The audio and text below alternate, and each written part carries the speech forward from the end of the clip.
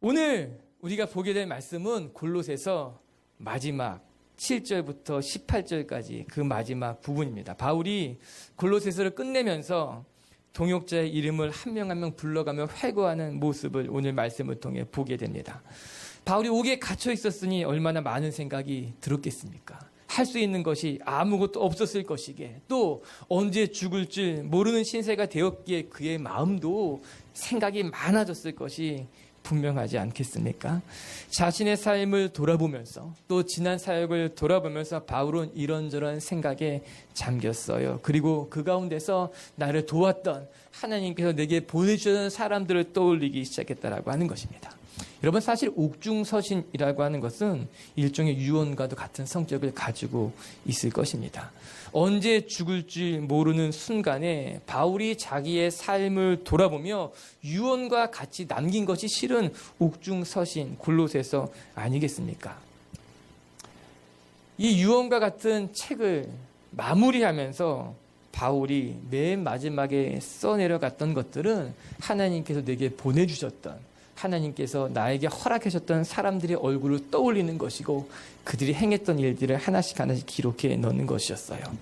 바울에게 있어서는 평생 잊을 수 없었던 사람들, 함께 고난을 당하기도 하고 또 어려울 때 곁에 지켜주기도 했던 사람들, 또 어떤 이들은 믿음의 본을 지켜줬던 사람들이 떠올랐고 바울은 그들이 보고 싶었고 그들의 이름을 기록해 놓고 있었다라고 하는 겁니다. 바울이 옥에서도 외롭지 않을 수 있었던 것은 그의 곁에 이런 믿음의 동역자들이 많이 있었기 때문일 것이다. 저는 그렇게 생각하게 됩니다. 그가 하나님께서 주시는 위로로 고난의 때를 이긴 것도 맞지만 또 한편에 그 고난의 길에 바울과 함께 있었던 믿음의 동역자들이 있었기 때문에 바울은 외롭지 않았고 혼자 옥에 있었지만 그 옥에서도 믿음의 길을 끝까지 걸어갈 수 있었다라고 하는 것이겠죠. 우리는 하나님께 감사해야 하지만 또 한편으로는 내 곁을 지켜준 사람들에게도 감사할 줄 아는 사람들이 되어야 된다는 겁니다. 제가 오히려 목사가 되고 나서 깨닫게 된 것인데, 우리는 하나님의 도움 없이 살 수 없는 존재이기도 하지만 또 한편으로는 하나님께서 붙여주신 사람들이 있었기 때문에 우리는 하나님께서 붙여주신 사람들 때문에 또 그들에게 감사할 줄 아는, 그들의 도움으로도 살아간다는 것을 깨달았다라고 하는 거예요. 맞아요. 하나님께 우리는 감사해야 돼요. 하나님께서 허락하신 것이고 하나님께서 우리의 삶을 축복하신 것이고 하나님께서 지켜주신 것임에 맞아요. 그래서 목사가 되면 하나님 앞에 감사해야지 생각했는데 또 한 가지 깨닫게 됐다라고 하는 거죠. 그것은 내 곁에 있는 사람들이 얼마나 고마운 사람들이고 내 곁에 있는 사람들이 하나님께서 보내주시고 하나님께서 붙여주신, 그래서 우리는 그들을 통해 위로를 받기도 하고 그들을 통해 하나님은 길을 내시기도 하고 그들을 통해 우리는 서로가 서로 속에 하나님의 형상을 발견하게 된다라고 하는 거죠. 바울이 골로새서를 마치면서 마치 별책 부로처럼 바울을 도와준 사람들의 이름을 한 명 한 명 불러가며 감사하기도 하고 또 서로 문안하라고 그렇게 이야기하는 것이 오늘 우리가 읽고 있는 이 골로새서 마지막 본문이라고 하는 거예요.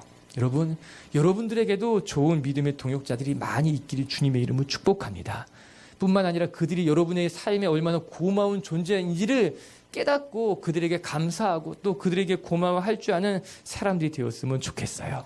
그런데 이 본문, 마지막 이 본문 속에서 우리가 한 가지 발견할 수 있는 것은 이 바울이 그 고마운 사람들을 한 명 한 명 소개하는 장면을 통해서 초대교회 성도들이 어떠한 삶을 살았는지를 엿볼 수 있게 되더라고요.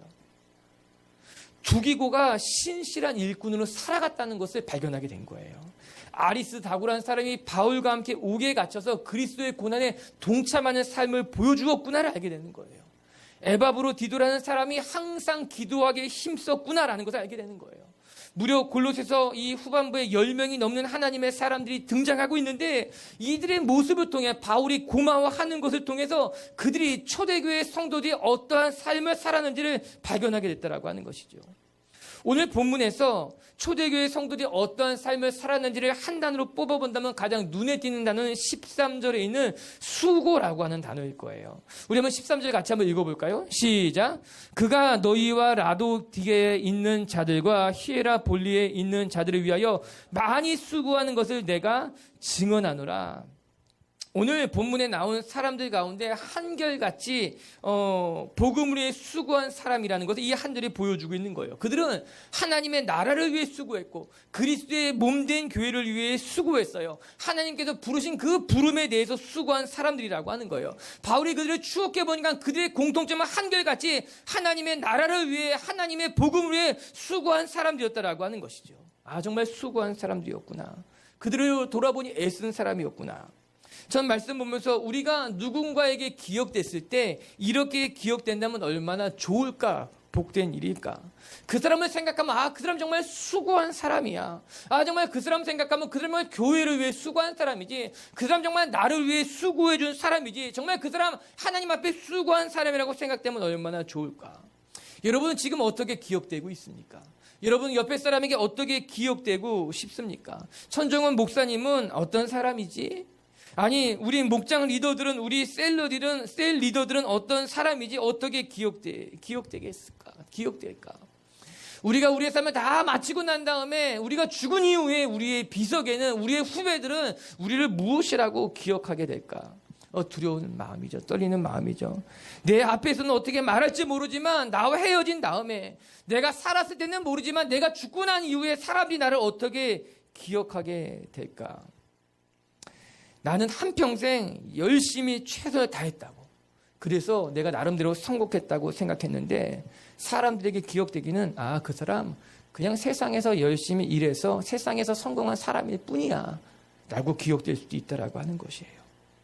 나는 정말 열심히 헌신하고 봉사한 것 같은데 사람들이 기억하기를 그 사람 그냥 자기 칭찬 받으려고 봉사한 사람 일 뿐이야. 그냥 늘 이기적으로 늘 자기 하고 싶은 일만 하며 살아갔던 사람이야 라고 기억된다면 그거 얼마나 슬픈 일이겠습니까? 사람은 태어나면서부터 삶이 시작되지만 또 한편으로는 이 세상을 마감하면 또 다른 삶의 영향력이 시작된다라고 하는 거예요. 몸은 이 땅에서 사라졌을지는 모르지만 많은 사람들의 기억 속에서 그 사람의 영향력이 살아 움직이기 시작하게 된다라고 하는 겁니다. 정말 그분은 훌륭한 삶을 사셨다고. 정말 그분 때문에 내 삶이 변했고 내가 예수 그리스도를 만났다고. 나는 그분이 내 삶의 모델이었고 나도 그분처럼 살고 그분처럼 죽고 싶다고 말한다면 비록 그분의 삶이 끝났을지 모르지만 그 죽음으로부터 새로운 삶의 영향력이 시작되고 있는 것 아니겠습니까? 우리 빛의 교회 성도 여러분, 여러분의 삶이 하나님 앞에서 뿐만 아니라 많은 이들 앞에서도 부끄럽지 않게 정말 좋은 기억으로 남을 수 있는 하나님의 사람들이 될 수 있게 되길 주님의 이름으로 축복합니다. 오늘 말씀에 그럼 초대교회 성도들은 어떠한 삶을 살았는가 우리 한번 같이 보십시다. 믿음의 사람들이 무려 10명 넘게 등장하고 있는데 그들 가운데 가장 먼저 거론된 사람은 두기고였어요. 두기고란 어떤 사람일까? 두기고는요, 바울이 로마에서 1차 로마 감옥에 갇혀 있을 때 우리가 읽고 있는 이 골로새서를 가지고 골로새 성도들에게 직접 전달한 사람이 두기고입니다. 뿐만 아니라 바울이 2차 로마 투옥에서도 바울 곁을 지켰던 사람이 두기고란 사람이에요. 그렇게 바울은 이 두기고를 설명할 때 이렇게 설명하고 있어요. 7절을 같이 볼게요. 시작. 두기고가 내 사정을 다 너희에게 알려주리니 그는 사랑받는 형제여 신실한 일꾼이요 주 안에서 함께 종이 된 자니라. 바울이 생각하기에 두기고란 사람은 그래서 신실한 사람이었다라고 하는 겁니다. 두기고란 사람을 떠오르면 가장 먼저 떠오르는 이미지는 하나님 앞에 신실한 일꾼이었다라고 하는 거예요. 뿐만 아니라 옥에 갇혀 있었던 자기 자신에게도 신실하게 행해줬기 때문에 바울은 그를 볼 때 그는 신실한 사람입니다. 하나님 앞에서 신실한 일꾼이요 내게도 신실한 일꾼이었다라고 고백하고 있다라고 하는 것이죠. 여기서 우리가 배우게 되는 첫 번째 사실, 초대교회 성도들의 모습은 하나님 앞에 신실함을 잃어버리지 않았다는 거예요. 하나님 앞에 신실한 일꾼들이었다라고 하는 것입니다. 두기고란 사람은 누가 봐도 신실한 사람이었어요. 여기서 신실하다라고 하는 말은요, 믿음직스럽다는 말일 겁니다. 그의 삶이 지금까지 너무나 충성스러웠기 때문에 무엇을 맡기기에 믿음직스럽고 무엇을 맡길 만한 사람, 그래서 그를 신실하다고 부를 수 있다라고 하는 거예요. 여러분, 우리가 세상 살아갈 때 신실한 사람을 만나는 것이 쉽지는 않을 것입니다.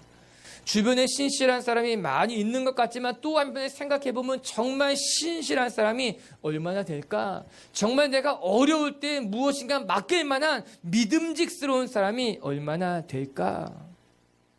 그리고 보면 이 성경에 두기구란 사람이 또 한 번 등장하는 것을 찾아볼 수 있어요. 언젠가 하면 예루살렘 교회에 큰 기근이 들어서 주변에 있는 교회들이 예루살렘 교회를 위해서 헌금하는 일이 있었습니다. 고린도 전서에 등장하는 이야기인데 주변에 있는 이방 교회들이 예루살렘 본 교회를 위해서 헌금을 모았고 그 모은 헌금을 전달하게 되는데 7명의 사람들을 뽑아서 그 헌금을 전달하게 됩니다. 그 7명의 사람 중에 한 명이 두기고였다라고 하는 것이에요.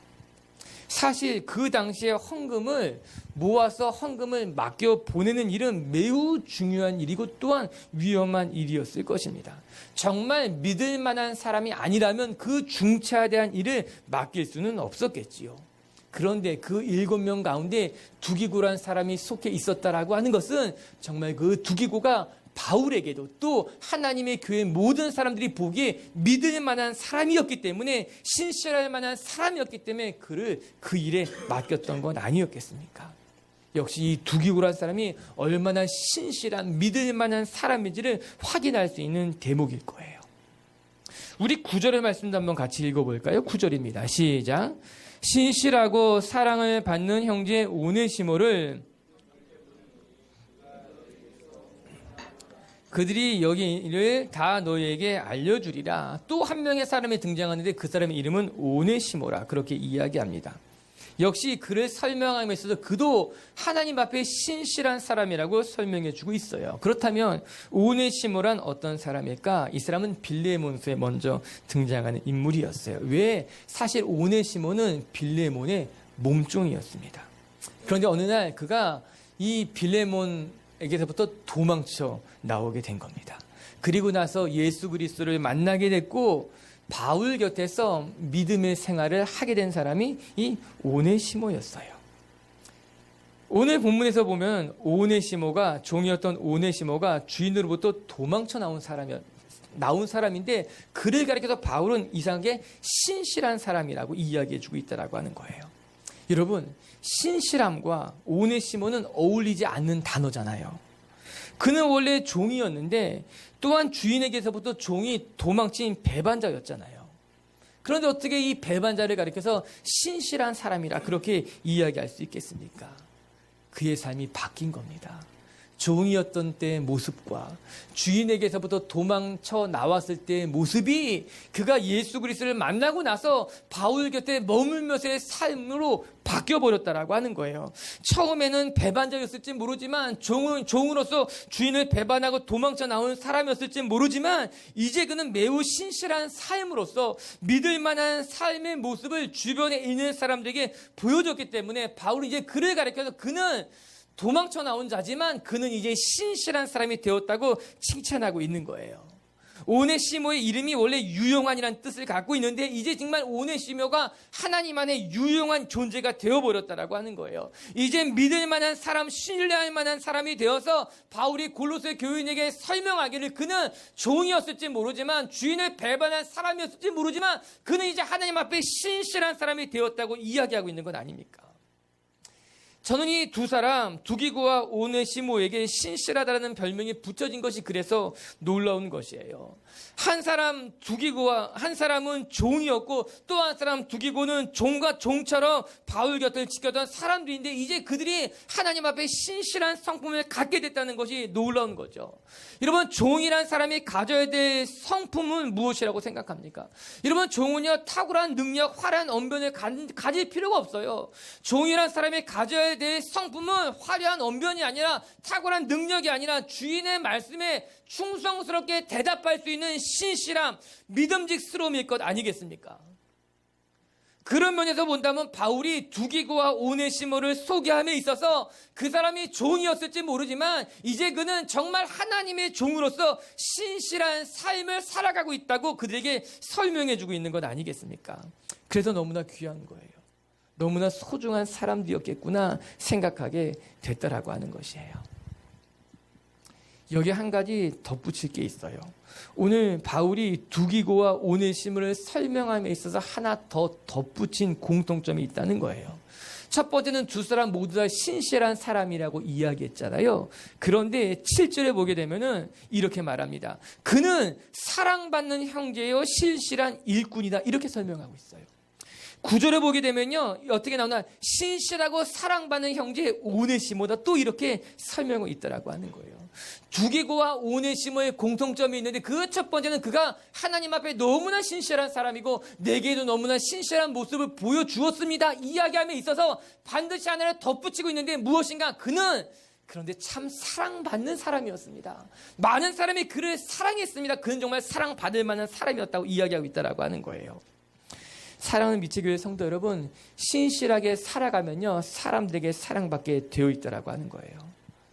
사랑받는 사람들의 공통점은요 탁월한 능력을 가지고 있었던 것이 아니라 믿을 만한 삶의 모습을 보여주고 있었다라고 하는 것입니다. 우리 주변에 사랑받는 사람들이 있잖아요. 많은 사람들이 좋아하는 사람들을 보게 되면은 그들의 공통점은 대단한 능력을 갖고 있다기보다는 정말 신실하다라고 하는 거예요. 신실하기 때문에 사람들이 그를 좋아하고 사랑하게 되어 있다라고 하는 것입니다. 오늘 말씀 보니 우리가 배우고 싶은 성품이 거기 있다라고 하는 거죠. 우리가 정말 사람들 앞에 사랑받는 존재가 되길 원한다면 우리는 탁월한 능력, 대단한 실력을 갖는 것보다 더 중요한 것이 우리 안에 신실한 성품, 믿음직한 성품이 필요하다라고 하는 거예요. 초대 교회를 이루고 있었던 구성원들의 특징은 대단한 능력을 말하고 있었던 것이 아니라 그들이 하나님 앞에 너무나 신실한 삶을 살았기 때문에 그들이 서로가 서로에게 너무나 믿음직스러운 모습을 보여줬기 때문에 그들은 정말 사랑받는 사람이었다고 이야기하고 있다라고 하는 것이죠. 누가 보아도 그들은 믿을 만한 사람이었기 때문에 정말 사랑해 줄 만한 사람이었다라고 하는 거예요. 그래서 칭찬해주고 권면해주고 있다라고 하는 거예요. 전 우리 미치교회 성도들에게 이런 신실한 모습이 있고 믿음직스러운 모습이 있어서 정말 교회에서도 그렇고 하나님에게도 있었고 에서도 그러고 세상 사람들에게도 사랑받을 만한 하나님의 사람들이 되길 주님의 이름으로 축복합니다. 그러고 보면 사랑받을 만한 사람들이 있어요. 이 사람 정말 봐도 이제 사랑받을 만한, 어디 가도 사랑받겠다. 그들의 공통점은 한결같이 신실하다는 거예요. 앞뒤가 똑같다라고 하는 거예요. 자기가 한 말은 지킬 줄 안다라고 하는 거예요. 우리는 그런 사람들을 가르쳐서 신실한 사람이라고 하는 거예요. 그러고 보면 너무나 가슴이 아파요. 왜? 과거에 우리나라 기독교가 들어왔을 초창기에는 예수 믿는다는 말 하나만으로 신용이 보장됐다 그러더라고요. 저 사람 교회 다니는 사람이야 라는 그 하나만으로도 그 사람의 신용이 보장됐다 그러더라고요. 그런데 지금은 나 교회 다니는 사람이야, 나 예수 믿는 사람이야 라는 이 한마디로 신뢰, 신용이 보장될 수 있을까? 그렇지 못한 사회가 된 거예요. 남에게 책임이 있는 게 아니에요. 우리에게 책임이 있는 거예요. 남을 탓할 것이 아니라 우리 스스로를 반성해야 된다라고 하는 것이에요. 우리 사랑하는 빛의 교회 성도 여러분, 우리가 교회 다니는 사람들로서, 우리가 예수 믿고 생명을 가진 사람들로서 세상 사람들보다 더 믿음직스럽고 신실한 사람들, 그래서 세상 사람들이 보기에 정말 저 사람 교회 다니는데 믿을 만한 사람이야, 신뢰할 만한 사람이야, 저 사람 말하는 대로 행할 사람이야, 그렇게 칭찬 드릴 수 있는 하나님의 사람들이 될 수 있게 주님의 이름으로 축복합니다. 두 번째, 오늘 말씀을 통해 또 한 가지 중요한 특징을 발견하게 되는데 11절을 같이 한번 읽어볼게요. 시작. 유수도라 하는 예수도 너희에게 문안하느니라. 그들은 할레파이나 이들만은 하나님의 나라를 위하여 함께 역사하는 자들이니 이런 사람들이 나의 위로가 되었느니라. 우리 두 번째 초대교회 사람들이 갖고 있었던 특징이 무엇인가 하면은 그들은 하나님의 나라에 헌신한 사람들이었다라고 하는 겁니다. 우리말 성경을 통해 보면은 이렇게 나와 있어요. 할례를 받은 사람들 가운데 오직 이들만이 하나님 나라를 위해 일하는 동역자들이요 내게 위로가 되준 사람들입니다. 번역하고 있더라고요. 눈에 들어오는 말씀은 이들만이 하나님의 나라를 위해 헌신한 사람들이다. 여러분, 초대교회 사람들의 특징은 하나님의 나라를 위해 살아간 사람들이다. 자기 자신을 위해 살아가는 사람들이 아니라는 거예요. 자기의 목적을 이루기 위해 살아가는 사람들이 아니라 이들의 삶의 목적이 무엇이었는가, 이들이 살아가는 삶의 이유가 무엇이었는가, 그것이 하나님의 나라였다는 거예요. 이것이 초대교회 성도들을 파악하는 매우 중요한 특징이 되었다라고 하는 것이에요. 초대교회 성도들은 한결같이 하나님의 나라를 꿈꾸며 하나님의 나라를 위해 헌신한 사람들이었어요. 자기의 유익을 구한 것이 아니에요. 자기의 가족들만을 위해 살아간 사람들도 아니었다는 거예요. 그들의 삶의 방향은, 그의 삶에 집중된 모든 것은 하나님의 나라를 위해 헌신한 사람들이었다라고 하는 것이죠. 사람을 들여다볼 때 그 사람이 무엇을 위해 열심을 내고 있는지를 보면 그 사람의 가치관이 드러나 보입니다. 그 사람이 돈을 쓰는 것을 보면, 그 사람이 시간을 내는 것을 보게 되면 그 사람이 무엇을 소중하게 여기는지를 알게 되어 있다라고 하는 것입니다. 그렇기 때문에 예수님은 그런 말씀하셨잖아요. 재물이 있는 곳에 내 마음이 있다는 거예요. 마태복음 6장 21절에 보게 되면 내 보물이 있는 그곳에 내 마음도 있느니라. 우리가 아무리 하나님을 사랑한다고 이야기하고 내 삶의 우선순위가 하나님이라고 말한다 하더라도 결정적인 순간에 그가 무엇을 선택하는가를 보게 되면 그 사람의 가치관이 드러나는 거예요. 그 사람의 우선순위가 드러나게 되는 거예요. 그 사람이 무슨 말을 했던지는 중요하지 않아요. 결국 선택의 순간이 오게 되면 그가 아무리 휘황찬란하게 헌신을 말하고 교회를 말하고 하나님의 나라를 이야기한다 하더라도 결국 그 사람이 지금 어디 있는가, 그 사람이 결국 무엇을 선택하는가를 보면 그 사람의 신앙이, 그 사람의 가치관이 다 드러나게 되어 있다라고 하는 것입니다. 바울 곁에 남아있었던 사람들이 누군가를 바울이 보게 된 거예요. 결국 내 곁에서 하나님의 나라를 위해 헌신한 사람들이 누구인가를 보게 됐다라고 하는 것입니다. 초대교회에 신실하게 믿음을 지켰던 사람들의 특징은 한결같이 하나님의 나라에 헌신할 줄 아는 사람들이었어요. 그들의 관심사는 정말 맛집이 어디 있는지를 찾아다니지 않았다는 거예요. 좋은 것을 구경하는데 그들의 마음이 있지 않았다라고 하는 거예요. 그들의 마음은, 그들의 관심사는 하나님의 나라에 있었어요. 하나님 나라를 위해 헌신하는 것이 그들의 최고의 기쁨이고 최고의 어떤 그들이 꿈꾸는 것이었다는 거예요. 사도행전 2장 42절에 이런 말씀이 나와요. 같이 한번 우리 읽어볼까요? 시작. 그들이 사도의 가르침을 받아 서로 교제하고 떡을 떼며 오로지 기도하기에 힘쓰니라. 여기서 말하는 그들은 초대교회 성도들을 직접적으로 이야기한 그들의 삶의 모습이었어요. 맨 마지막에 기도하기를 힘쓰니라는 말은 무슨 말인가? 개역 성경을 보게 되면 전념했다는 말로 나와요. 영어 성경을 보게 되면요, 헌신했다는 말로 나와요. 너무나 멋진 표현이었어요. 이 사도행전을 읽으면서 정말 멋지다. 이 사도행전을 기록한 누가가 초대교회 성도들을 정말 멋있게 표현한 거구나. 정말 그들이 기도에 헌신했다. 그런데 오늘 말씀을 통해서 배우게 된 것은 정말 사도행전을 기록한 누가가 초대교회 성도들을 멋있게 표현하기 위해서 그들이 기도에 헌신했다고 말한 것이 아니라 정말 초대교회 성도들은 기도에 헌신했기 때문에 그 모습을 있는 그대로 담담하게 적어놓은 것이 이 말씀이라는 것을 다시 한번 알게 됐다라고 하는 겁니다. 초대교회 성도들이 시간이 남아서 기도한 것이 아니라고 하는 거예요. 시간이 없었는데도 불구하고 시간을 내어서 기도했다라고 하는 겁니다.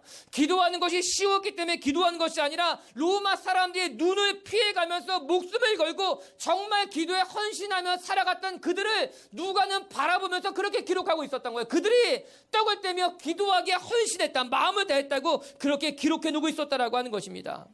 그것이 중요했기 때문에 초대교회 성도들은 헌신하는 거예요. 마음 가득하게 그것을 사모했기 때문에 헌신할 수 있었다라고 하는 것입니다. 우리는 세상에 헌신하는 것이 아니라 하나님의 나라에 헌신하는 사람들이 되어야 될 줄로 믿습니다.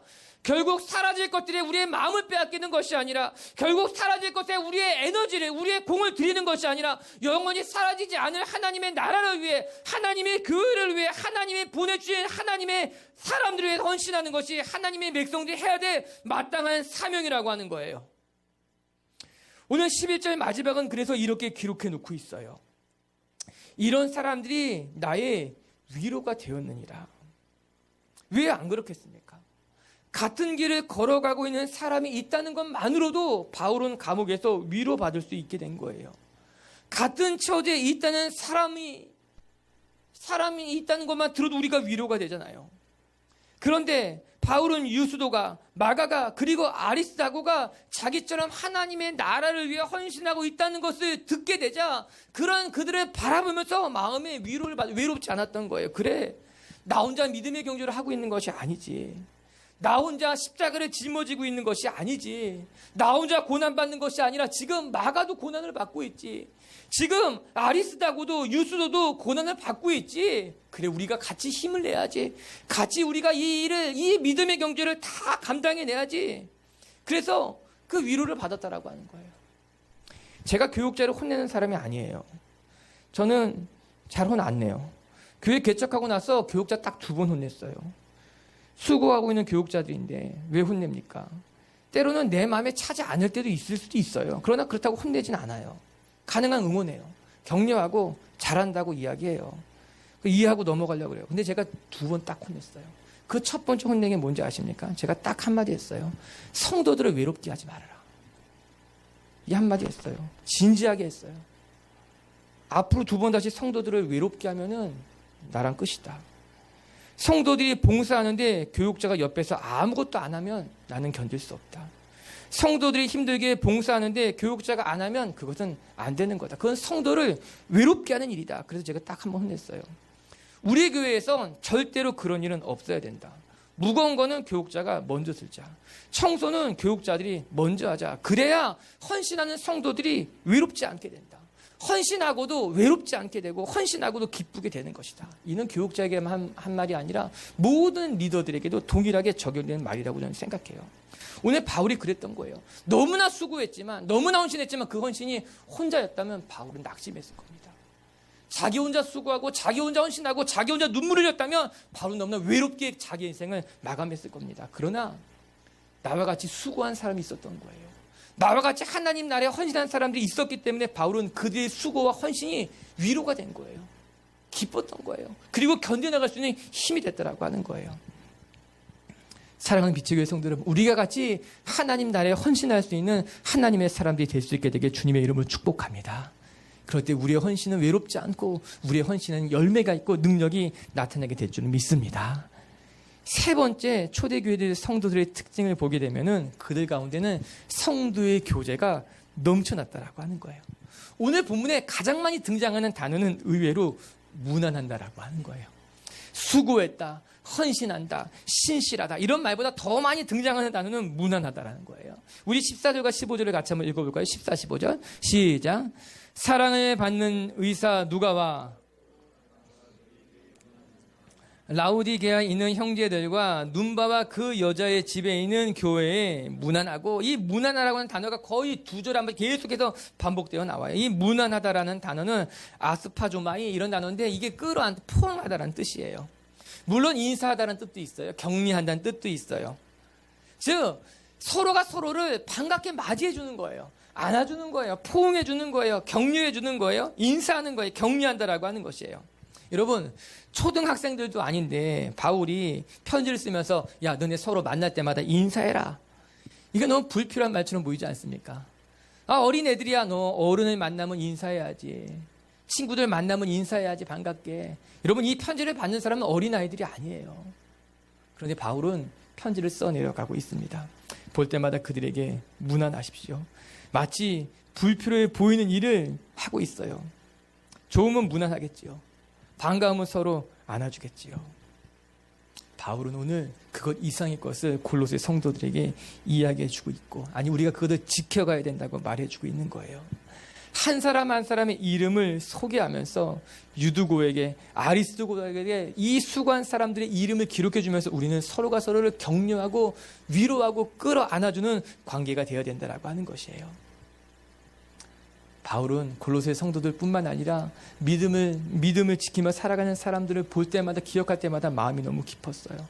그리고 그들이 너무나 좋았어요. 이런 빌립보서 1장 3절과 4절에는 이런 말씀이 나와요. 제가 한번 읽어드릴게요. 내가 너희를 생각할 때마다 나의 하나님께 감사하며 간구할 때마다 너희 무리를 위하여 기쁨으로 항상 간구함은, 이게 바울이 빌립보 교회를 향한 마음이었어요. 내가 너희를 생각할 때마다 너무나 기쁘고 너무나 감사하다라고 하는 거예요. 여러분, 바울의 마음이 이랬죠. 여러분, 갈라디아서를 보면요, 바울을 향한 성들의 마음도 이렇게 기록되어 있어요. 갈라디아서 한번 같이 볼까요? 4장 15절 말씀 시작. 너희의 복이 지금 어디 있느냐? 내가 너희 중에서 증언하노니 너희가 할 수만 있었더라면 너희의 눈이라도 빼어서 나에게 주었으니. 여러분, 바울의 사랑을 받았던 성도들도 바울을 어떻게 사랑했는가 하면은 심지어는 자기의 눈이라도 빼어줄 만큼 바울을 사랑했다고 말하는 거예요.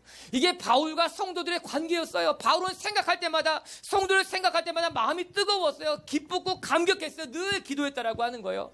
또 그 사랑을 받았던 성도들은 바울을 어떻게 대했는가 하면 자기의 눈이라도 빼어줄 만큼 바울을 너무나 존경하고 사랑했다. 이것이 초대교회 성도들의 교제예요. 초대교회 성도들의 관계예요. 이것이 그들을 지켜놨던 힘이 되었다라고 하는 것입니다. 사랑하는 미치교회 성도라면 교회의 능력이 나타날 수 있어요. 교회는 기적도 나타날 수 있어요. 교회는 부흥이 일어날 수 있어요. 그러나 교회의 기적이 나타나고 능력이 나타나고 부흥이 일어난다 하더라도 우리 가운데 이 사랑이 없다면, 우리 가운데 서로가 서로에 대한 격려와 위로가 없다면 우리는 얼마나 건조한 신앙생활을 하겠습니까? 교회는 막 부흥할지 모르는데 내 마음 외로운 거예요. 교회는 막 기적이 일어나는데 그 기적은 내 기적이 아니라 그 사람의 기적일 뿐인 거예요. 교회는 능력이 나타나는데 나하고는 전혀 상관이 없게 되는 거예요. 이건 비극인 거예요. 이건 너무 가슴 아픈 일이라고 하는 거예요. 정말 교회가 된다면 그 사람의 기적이 내 기쁨이 되는 거예요. 그 사람의 나타난 능력 때문에 내 마음이 너무나 기쁘고 너무나 행복한 거예요. 교회의 부흥이 나의 삶의 부흥이 되는, 그게 너무나 기쁘고 좋은 거예요. 오늘 바울이 고백하는 교회, 바울이 골로새 교회인들에게 요구했던 교회의 모습은 바로 이것이었다라고 하는 거죠. 서로 무난하십시다. 우리는 서로가 서로를 안아주십시다. 서로가 서로를 끌어안읍시다. 그런 말면 하나님의 뜻이 이루어지길 원합니다. 우리 사랑하는 미치교회 성도는 우리 교회 가운데 정말 서로가 서로에게 무난하고 끌어안고 교제하고 사랑하고 이런 초대교회의 성도들의 모습이 우리들의 모습이 될 수 있게 되길 주님의 이름으로 축복합니다. 기적보다 사랑이에요. 능력보다 사랑이에요. 부흥보다 사랑인 거예요. 우리가 서로가 서로를 위로하고 아끼고 사랑한다면 그게 기적이고 그게 능력이고 그게 부흥이고 그게 바로 하나님의 나라라고 하는 거예요.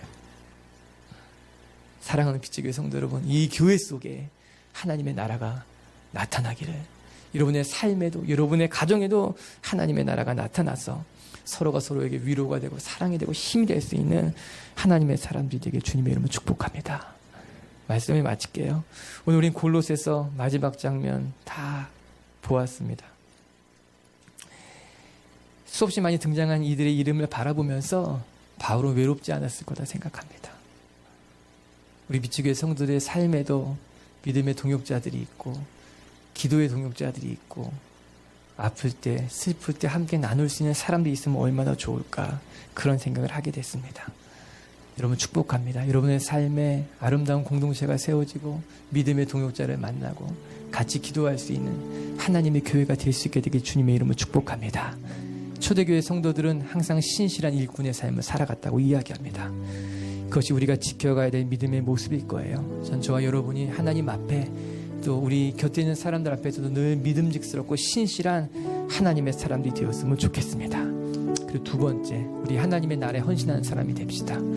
내 욕심에, 내 것에, 내 가족에게만 헌신하는 사람이 아니라 하나님 나라를 위해, 하나님의 나라를 위해 헌신하는 사람들이 된다면 우리를 통해 하나님의 나라는 더 넓어지고 확장될 줄을 믿습니다. 그리고 세 번째, 서로 무난하시라. 우리 가운데 능력보다 사랑이, 기적보다 사랑이, 부흥보다 사랑이 먼저 일어나 그 사랑이 기적이 되고 그 사랑이 능력이 되고 그 사랑이 부흥이 될 수 있는 하나님의 교회가 되기를 바랍니다.